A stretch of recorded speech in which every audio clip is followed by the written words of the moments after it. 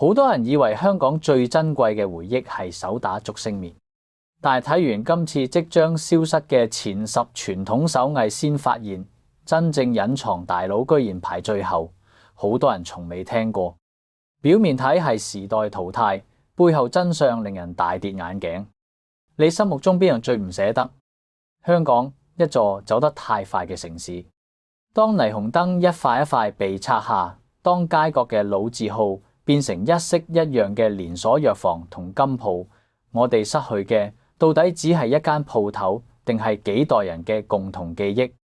今日我哋唔講獅子山下嘅大道理，只講身邊最真實嘅煙火氣。呢10種即將絕跡嘅香港傳統手藝同老店，正喺租金狂潮、青黃不接同時代洪流中默默倒數。睇完呢條片，或者你會明白點解有啲嘢一旦錯過就真係一世。第10名，手打竹升麵，用青春與汗水壓出嘅金魚尾。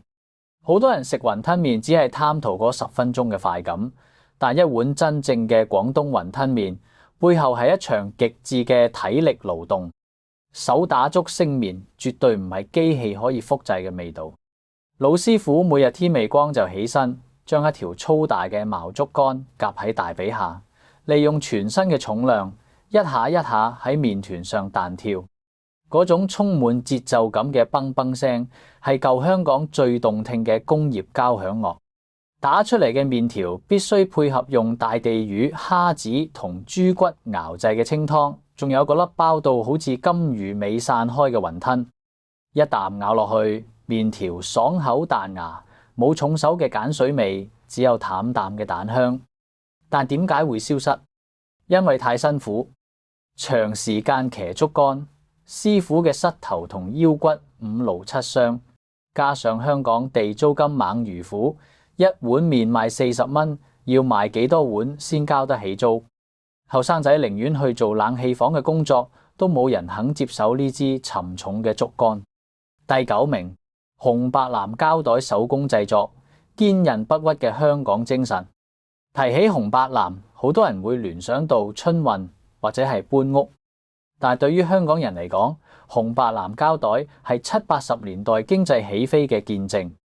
當年無數香港人拎住呢個堅韌無比、防水防磨嘅袋，裝滿衣物同乾糧，搭火車返鄉下探親。以前嘅深水埗旺角街頭，仲會見到有車衣阿姐踩住老式衣車，親手縫製呢啲膠袋，甚至可以根據客人要求度身訂造大細。嗰種粗糙但實用嘅手感，就係香港人捱得苦、識變通嘅精神寫照。時至今日，雖然紅白藍圖案被推上國際天橋，變成咗高級時裝，但係街頭真正靠手工縫製紅白藍膠袋嘅小檔口已經寥寥無幾。工廠流水線取代咗手工，廉價嘅尼龍袋取代咗經典。咁清脆嘅衣車聲亦隨之淹沒喺時代巨輪之下。第8名，手寫小巴水牌，馬路上嘅獨特書法藝術。如果你坐過紅磡，一定見過擋風玻璃前邊嗰塊白底紅藍字嘅膠牌。旺角、青山道、觀塘，呢啲唔係電腦字體，而係由麥錦生等一代師傅一筆一畫手寫出嚟嘅小巴水牌。紅字代表目的地，藍字代表途經地點或者價錢。鮮明嘅對比，蒼勁有力嘅字體，係香港街頭獨有嘅流動藝術品。寫小巴牌唔單止要求書法底子好，仲要識得用特製嘅油漆，確保日曬雨淋都不褪色。但係隨住港鐵網絡不斷擴張，紅磡嘅生存空間被大幅擠壓。加上政府政策限制，新一代小巴已經轉用電子顯示屏，手寫水牌失去咗實際用途，只能夠退居幕後，變成文創產品或者紀念品。當最後一隻掛住手寫牌嘅紅磡退役，呢種帶住江湖氣嘅街頭書法亦將成為歷史。第7名，傳統腐乳製作，一尊東方之史嘅興衰。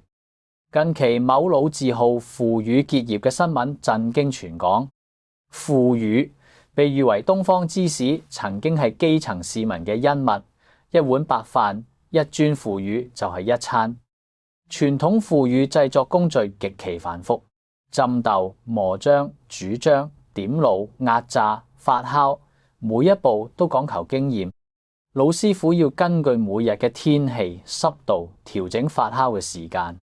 一樽上好嘅腐乳，質感猶如絲綢般幼滑，鹹香回甘。但係傳統食品製造喺香港正面臨巨大挑戰。一方面，現代人飲食習慣改變，腐乳唔再係餐台上嘅必需品。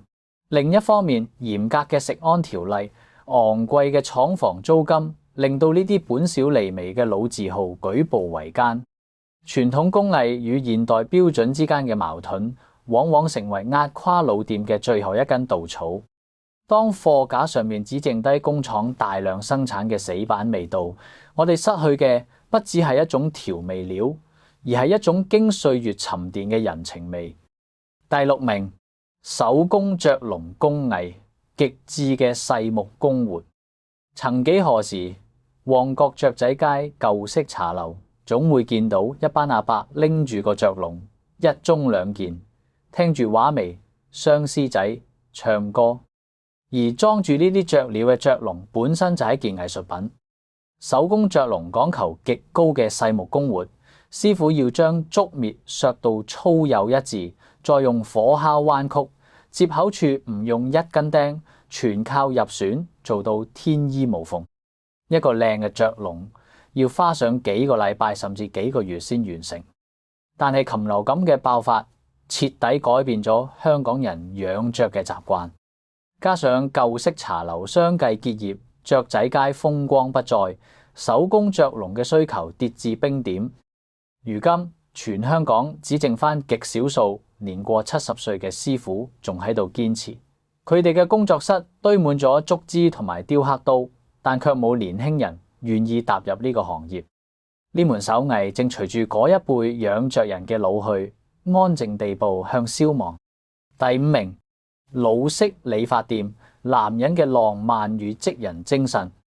旋轉嘅紅白藍燈筒，沉甸甸嘅鑄鐵理髮椅，收音機播住賽馬節目，空氣中瀰漫住花露水同剃鬚膏嘅混合氣味。呢個就係老式理髮店嘅標準配置。老式理髮講求嘅係一套完整嘅儀式感，由洗頭、剪髮到最精華嘅環節，熱毛巾、敷面、剃鬚。師傅着住整潔嘅白恤衫或制服，拿起剃刀喺皮帶上來回摩搓，然後屏氣凝神，刀鋒貼住客人嘅面下劃過。嗰種人與人之間嘅信任，係現代10分鐘快剪店永遠無法提供嘅。第4名，線面與修眉工藝，街坊美容嘅絕技。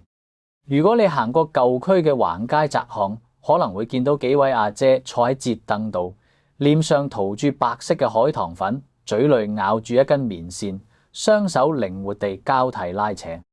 呢個就係傳統嘅線面，透過棉線嘅攪動，將臉上嘅幼毛連根拔起。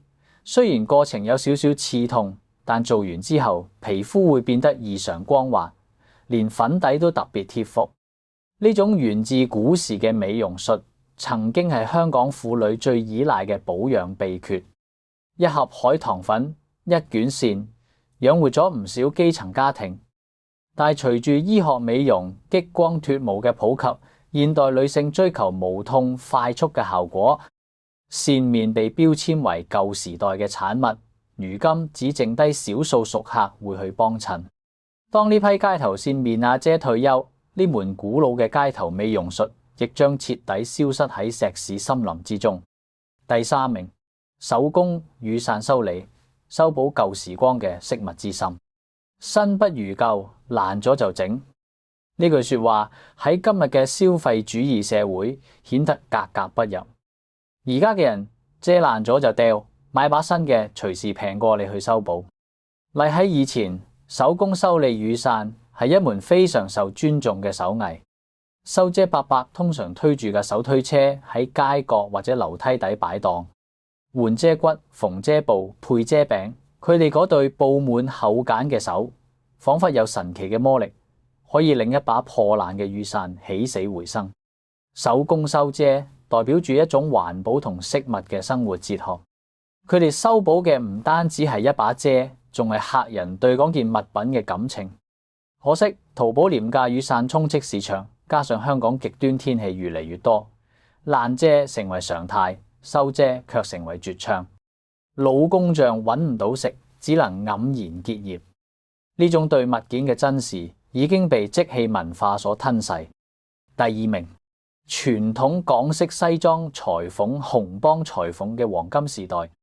香港曾經係亞洲嘅洋服之都，尖沙咀、中環嘅洋服店林立，當中唔少係傳承自上海紅幫裁縫嘅大師。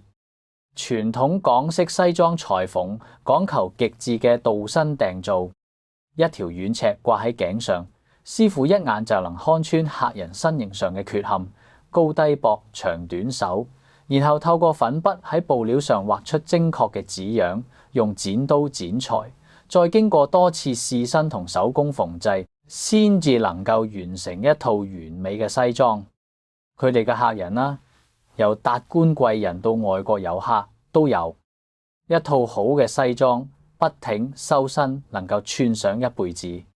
但隨住成衣市場嘅崛起 ，fast fashion 席捲全球，現代人習慣咗買現成嘅衣服，願意花時間同金錢去訂造西裝嘅人越嚟越少。加上裁縫學徒需要捱過漫長而枯燥嘅學習期，年輕一代根本冇人入行。當年為香港贏得國際讚譽嘅裁縫大師，如今只能喺冷清嘅店鋪裏撫摸住嗰啲不再被需要嘅優質布料。第一名，老字號茶樓點心車，沸騰嘅人情味與搶食嘅樂趣。如果問香港人最懷念嘅飲食體驗係乜？好多人一定會答推點心車嘅舊式茶樓。呢個隱藏嘅第一名係無數香港人童年最深處嘅記憶。喺好似蓮香樓呢類老字號，根本冇所謂嘅排隊等位，全靠自己揾位同搭台。最激動人心嘅一幕係當點心阿姐推住嗰架熱氣騰騰嘅不鏽鋼點心車出嚟，一邊大叫蝦餃、燒賣、鳳爪排骨飯，食客就會好似喪屍出籠咁，拎住張點心卡一擁而上，將點心車重重包圍。你要眼明手快，指住嗰籠啱啱出爐嘅大包，阿姐就會霸氣咁喺你張卡度吸個印仔。嗰種食物嘅熱氣，阿姐嘅叫賣聲，茶杯碰撞嘅聲音，交織出一幅最生動嘅香港風情畫。但點心車點解會消失？因為太佔空間，又容易發生燙傷意外。加上現代食客追求精緻同即點即蒸，酒樓為咗控制成本同符合衛生要求，紛紛改用點心紙，甚至係掃二維碼落單。效率係提高咗，環境係安靜咗，但嗰種大家圍埋一齊搶點心嘅樂趣，嗰種充滿生命力嘅人情味，已經永遠咁消失咗。冷冰冰嘅手機屏幕永遠代替唔到點心阿姐嗰句中氣十足嘅叫賣。睇完呢10樣即將或者已經消失嘅香港手藝同老店，相信好多人心裏面都有陣酸楚。我哋成日抱怨香港變得冇咁好玩，冇咁有人情味，但現實係高昂嘅租金、斷層嘅傳承，以及我哋自己為咗貪方便而改變嘅消費習慣，正正係親手推倒呢啲老字號嘅元兇。呢啲工藝每一項都代表住香港人曾經嘅堅韌、細心同拼搏。佢哋唔止係一間店鋪或者一種商品，而係構築香港呢座城市零零嘅磚瓦。片段嚟到最後，我想問下大家，喺你心目中邊一間已經消失咗嘅老字號係你兒時最深嘅回憶？你又認同今日呢個排名咩？留言話俾我知，等我哋一齊喺評論區尋找嗰個屬於我哋嘅舊香港。